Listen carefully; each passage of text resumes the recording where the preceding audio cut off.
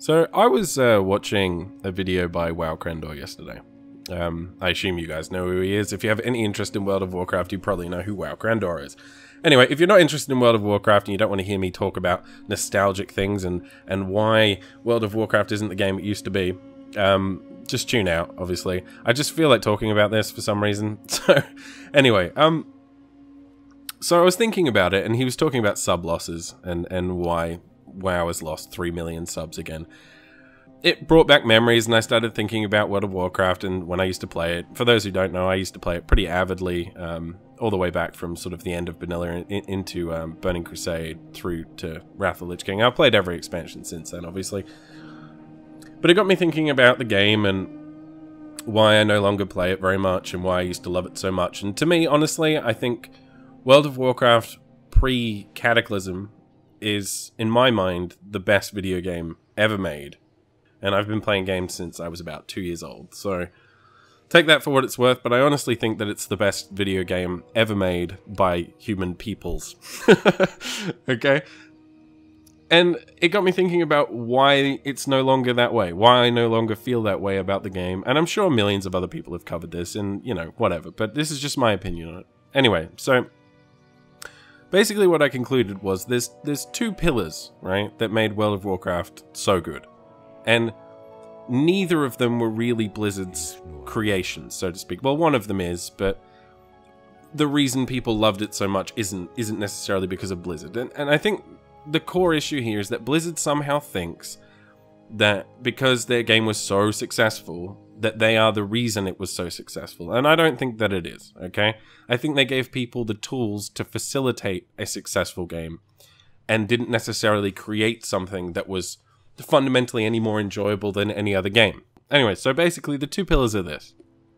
The first pillar is community, and the second pillar is the world.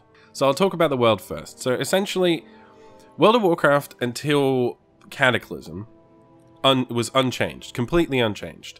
Like, they added content to it, right? But the old content never changed, right? Darkshore was always Darkshore. Goldshy was always Goldshy. Stormwind was always Stormwind. It never changed. It was always the same. You know, for the Horde, everything, Barons, the same. Always the same, right? And so when you first started playing the game, the only thing I can compare it to was, like, you go to a new city, right? You say you move to a new town. I don't know if any of you have done that, but if you do, you move to a new town, and it's all strange to you, and you start to discover things, and it's sort of amazing, and you have this sort of grass is greener attitude at first, and you think it's the best place you've ever been, and everything about it's great. And you'd start to discover the world, and there's this sort of exploration process, and it's a very enjoyable time when you first move to a new city. And then you become familiar with the town or the city or wherever you've moved. You become familiar, and it starts to become home at that point. Once familiarity kicks in, it starts to feel like home and not just this strange place that you've moved to, right?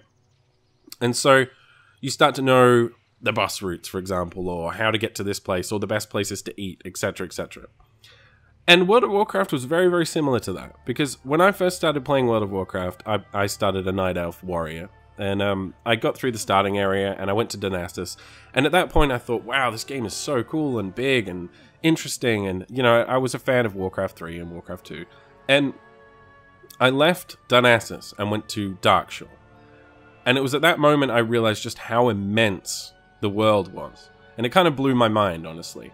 And I realized how immense the world was, and I was level 12 at the time, and there's this crazy fishing quest there. It used to be there anyway, I don't know if it still is. But there was a fishing quest there, right? And this guy would ask you to fish up, like, a specific type of fish, and it took absolutely ages. If you ever did it, you know exactly what I'm talking about. It took ages to do that quest, right? And I remember getting there at level 12, and it's a super gloomy, depressing place, but it didn't matter to me, because it was so immense and interesting, right? And I did this fishing quest, and it took me ages, and I told my friend about it, and then he came, and he did the fishing quest, and it was just this experience, right? It was an experience, and it was the time at which I was becoming familiar with the world, right? Fast forward a few years, and I know every aspect of the world. I've explored the whole continent. I know everything there is to know. I know everything about World of Warcraft at that point. And at that point, it becomes home. Just like when you've moved to a new town, right? It becomes home. And for a lot of people, World of Warcraft, Azeroth, was a second home, right? And some people may be unhealthily so, yeah? But it was a second home. If you were having a shit day, you could just jump into World of Warcraft, go hang out with your guildies, you know, hang out with your friends, and go to a new place, go to a cool place that wasn't shitty, right? Life can be pretty shitty sometimes, guys. And it's nice to have that escape, and that's why a lot of us watch movies and television and read books and play video games, right? And World of Warcraft is kind of the ultimate escape, because it was this world, it was an actual world full of people, right? And it didn't change. You knew where things were. If I needed to go buy reagents, I knew exactly where to get them in Stormwind.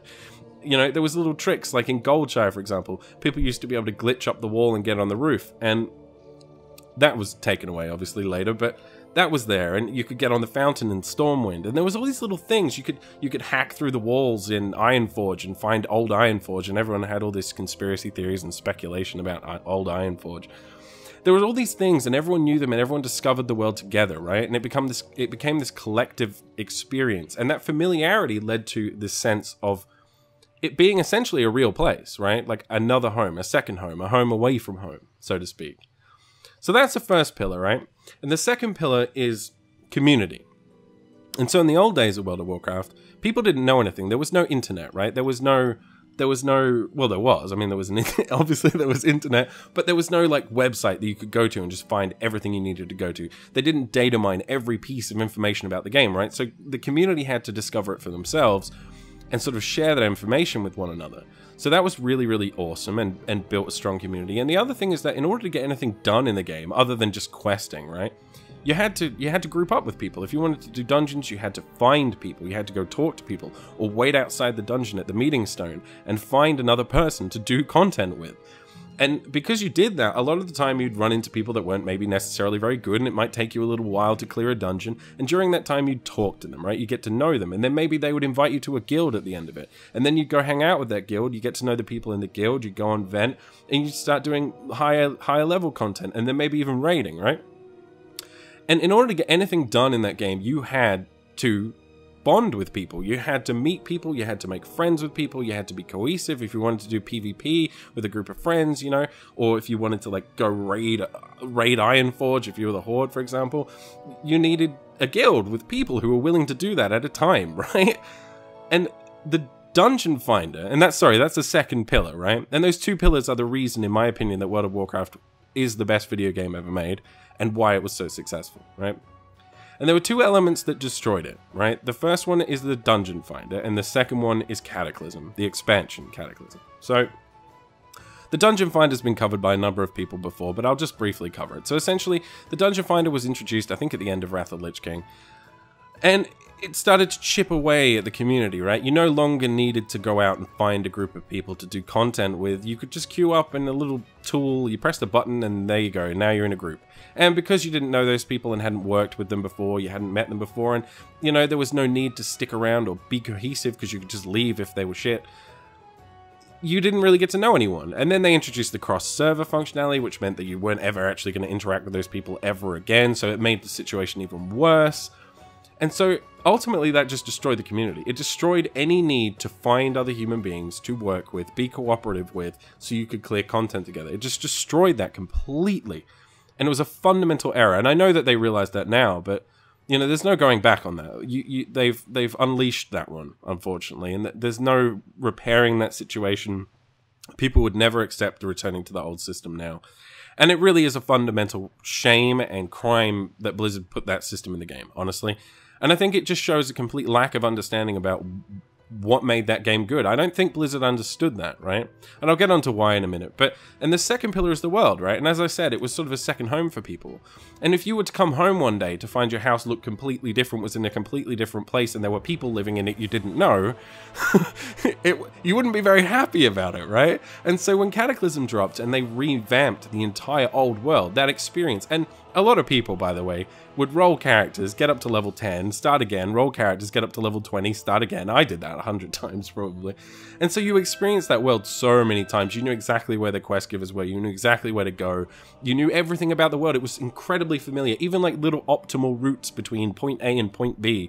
You'd find all these things out just through the sheer amount of time you'd put into the game. And all of that disappeared overnight. We all woke up to a brand new world, and initially everyone was excited, but I think it was very, very quick that the change happened in people's minds where they were like, oh, hang on, Like, the Barrens isn't the way it was, and Darkshire isn't the way it was. And hang on, you've changed all this stuff. Like, I used to like this stuff. Like, for example, I used to like running old dungeons. And they changed all the dungeons. And what I would do is I'd take my low-level friends who joined the game, for example, on my, like, high-level character. And I'd run them through those dungeons, and I'd, like, grab aggro and all the guys in the dungeon and then just kill them all at the end. And that was really fun. I enjoyed doing that, right? It was fun to show my friends how powerful you could ultimately become.